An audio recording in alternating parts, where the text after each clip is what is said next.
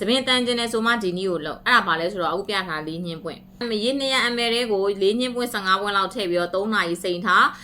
ရတဲ့အရေကိုကျွန်တော်တို့စပရေးဘူးလေးကိုထည့်ပြီးတော့လေကိုယ့်ရဲ့စပင်ဆန်သားအနှံ့ကိုခေါင်းမလျှော်ခင်မိနစ်30လောက်အလိုမှာဖြန်းလို့ရတယ်ဥယျာဉ်ပြထီလည်းရတယ်ပြောချင်ရှိပါတယ်စပရေးဘူးမရှိဘူးဘယ်လိုလုပ်အောင်လဲဆိုလို့ရှိရင်တော့ထုံးစံအတိုင်းပဲရေခွက်တဲ့ကိုထည့်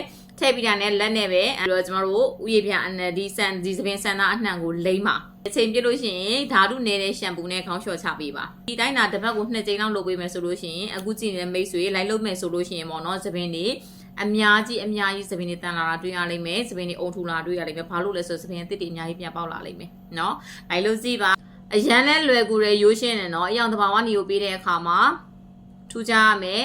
ငွေကုန်ကြေးကျနေရမယ်တကယ်ကိုထူးခြားရမယ်လက်တွေ့လိုက်လို့ကြည့်လက်တွေ့ထူးခြားတဲ့သူတွေကတော့အယောင်ရဲ့ page မှာအများကြီးလာပြီးတော့ပြောထားကြပြီ okay ဒါဆိုရင်အယောင်ရဲ့ TikTok ကချစ်တော်မိတ်ဆွေများနဲ့ like လုပ်ကြည့်ပါရှင်ကျေးဇူးပါ